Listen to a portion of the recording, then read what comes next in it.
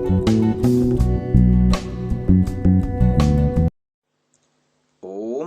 नमस्ते जी।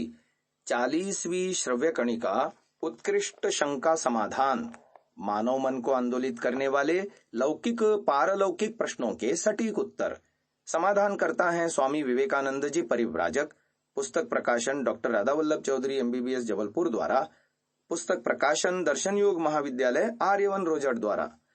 क्रम प्राप्त अगली 114वीं शंका, कारण शरीर और सूक्ष्म शरीर कैसे बनते हैं और आत्मा के साथ इनका संबंध कब तक रहता है। समाधान किया जा रहा है। कारण शरीर प्रकृति का नाम है। सत्व गुण, रजोगुण और तमोगुण, इन तीनों के समुदाय का नाम प्रकृति है। ये सूक्ष्मतम कण हैं, उसी का नाम कारण शरीर है। अब उस प्रकृति रूपी कारण शरीर से दूसरा जो शरीर उत्पन्न हुआ उसका नाम सूक्ष्म शरीर है। आपने शरीर पर सूती कुर्ता कपड़ा पहन रखा है, इसका कारण है धागा और धागे का कारण है रुई। रुई, धागा और कॉटन कुर्ता, ये तीन वस्तुएं हो गईं। कुर्ता, धागा और रुई, तो ऐसे तीन शरीर हैं, स्थूल शरीर, सूक्ष्म शरीर और कारण शरीर। स्थूल शरीर है कुर्ता, सूक्ष्म शरीर है धागा और कारण शरीर है रुई। जो संबंध कुर्ते, धागे और रुई में है वही संबंध इन तीनों शरीरों में भी है। क्या रुई के बिना धागा बन जाएगा और क्या धागे के बिना कुर्ता बनेगा? कारण शरीर के बिना सूक्ष्म शरीर नहीं बनेगा, सूक्ष्म शरीर के बिना स्थूल शरीर नहीं बनेगा। कहा भी है कारण शरीर प्रकृति सत्व रजस तमः।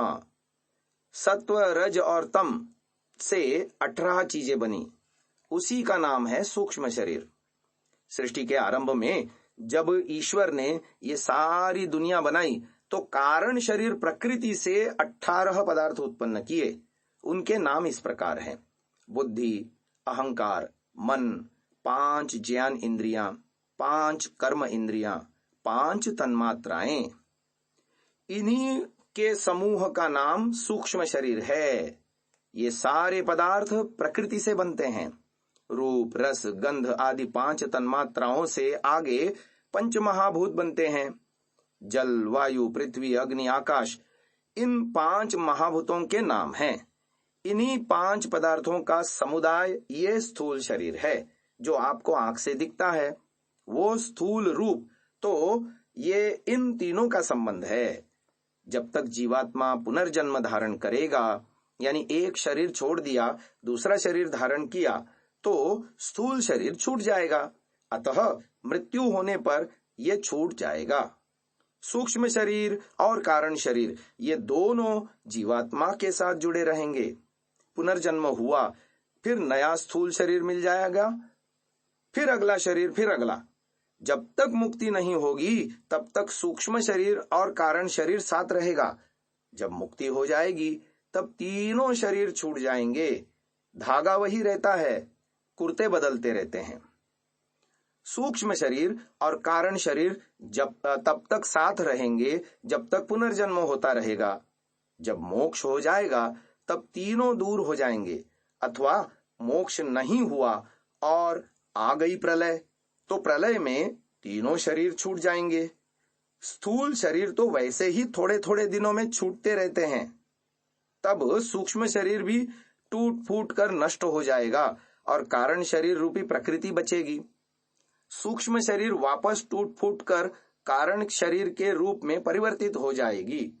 जैसे मिट्टी का हमने ढेला लिया और उसकी ईंट पका ली और फिर ईंट तोड़कर वापस मिट्टी बना दी, तो वापस ये मिट्टी बन गई, यानी कारण शरीर बन गया। जीवात्मा प्रलय के समय तो अलग हो गया पर मुक्ति नहीं मिली। फिर एक नई सृष्टि बनेगी तो उसके साथ जीवात्मा को ईश्वर फिर दोबारा जोड़ देगा। तब तक वह बंधन की स्थिति में है। जब तक मोक्ष न हो जाए अथवा प्रलय न हो जाए तब तक ये दोनों शरीर आत्मा के साथ जुड़े रहेंगे। मोक्ष में या प्रलय में ये छूट जाएंगे। मोक्ष होने पर तो फिर हजारों सृष्टियों तक ये तीनों शरीर फिर जुड़ते नहीं हैं। अब रही बात राग और द्वेष की। राग और द्वेष भी जीवात्मा की शक्तियां हैं। राग और द्वेष दो प्रकार का है, एक स्वाभाविक, दूसरा नैमित्तिक। जो स्वाभाविक राग द्वेष है वो जीवात्मा से नहीं छूटेगा, वो मुक्ति में भी जीवात्मा में रहेगा और स्वाभाविक राग द्वेष में रहते रहते मुक्ति हो जाएगी, इसमें कोई आपत्ति नहीं है, कोई बाधा नहीं है। जो नैमित्तिक राग द्वेष हैं वे बाधक हैं, उसे हटाना पड़ेगा, मुक्ति में वो छूट जाएगा। अब प्रश्न उठता है, स्वाभाविक राग द्वेष क्या है और नैमित्तिक राग द्वेष क्या है? इसका उत्तर है कि जीवात्मा को हमेशा सुख चाहिए, यह उसको सूक्ष्म राग है, ये स्वाभाविक है, ये मुक्ति में बाधक नहीं है। जीवात्मा को दुख कभी भी नहीं चाहिए, दुख में उसको स्वाभाविक द्वेष है, ये भी मुक्ति में बाधक नहीं है। ये स्वाभाविक राग और द्वेष तो रहेंगे, मुक्ति हो जाएगी, कोई परवाह नहीं। अमुक व्यक्ति ने मेरी हानि कर दी, मैं उसकी गर्दन तोड़ूंगा, ये सोचना नैमित्तिक द्वेष है। खीर, पूड़ी, लड्डू, हलवा मुझे मिलना चाहिए, मुझे अधिक मिलना चाहिए, उसको कम, ये सोच नैमित्तिक राग है, ये मुक्ति में बाधक है। ये हट जाएगा फिर मुक्ति हो जाएगी, इसके रहते मुक्ति नहीं होगी, इसको छोड़ देंगे तो ही मुक्ति हो जाएगी। आगे 115वीं शंका आ रही है, क्या कोई आत्मा अन्य आत्मा में प्रवेश कर उस जीवात्मा को प्रभावित करके सता सकता है? क्या मृत शरीर में अन्य आत्मा घुस सकती है?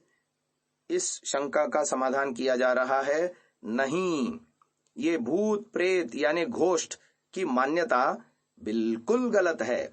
किसी जीवित शरीर में कोई आत्मा भूत प्रेत बनकर घुस जाए और उसको परेशान करे, ऐसा कभी नहीं हो सकता। किसी मृत शरीर में कोई आत्मा घुस जाए और वो शरीर चल पड़े और सारे काम शुरू कर दें, ऐसा भी नहीं हो सकता। कभी कभी मानसिक रोग से पीड़ित व्यक्ति अस्वाभाविक क्रियाएं करने लगते हैं, जो आत्मा के बारे में ठीक से नहीं जानते समझते।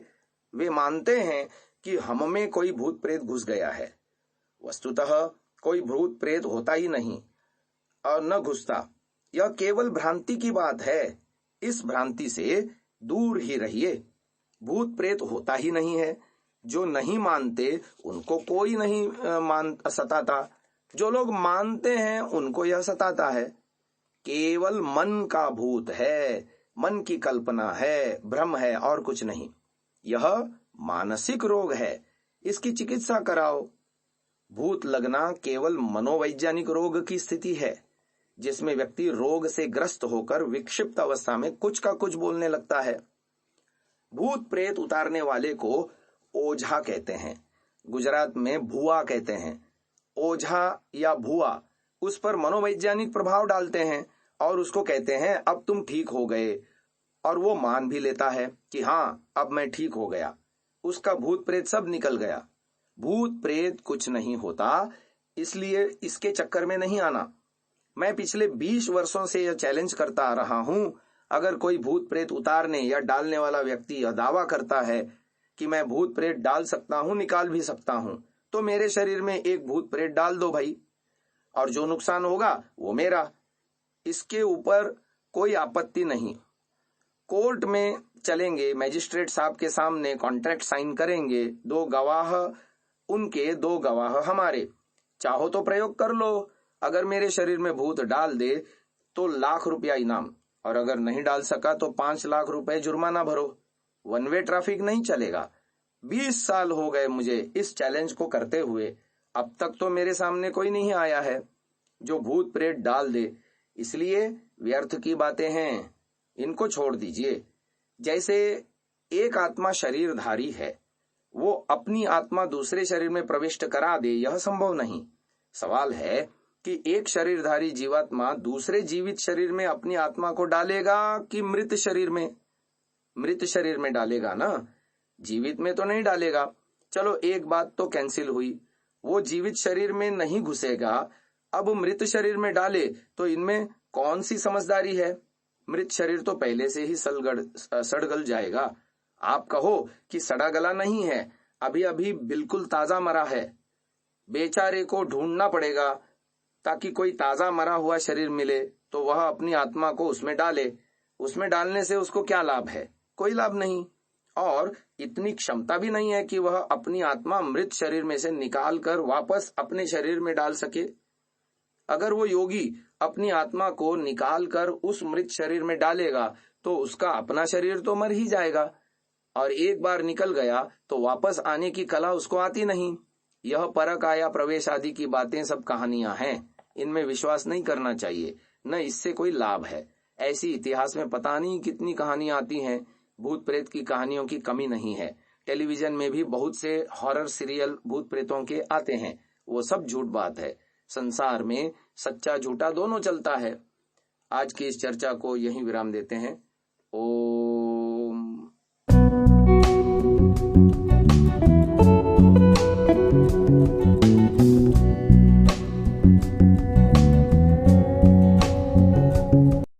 Download Sansa app, Arvirdal app. Visit sansa.org, arvirdal.in।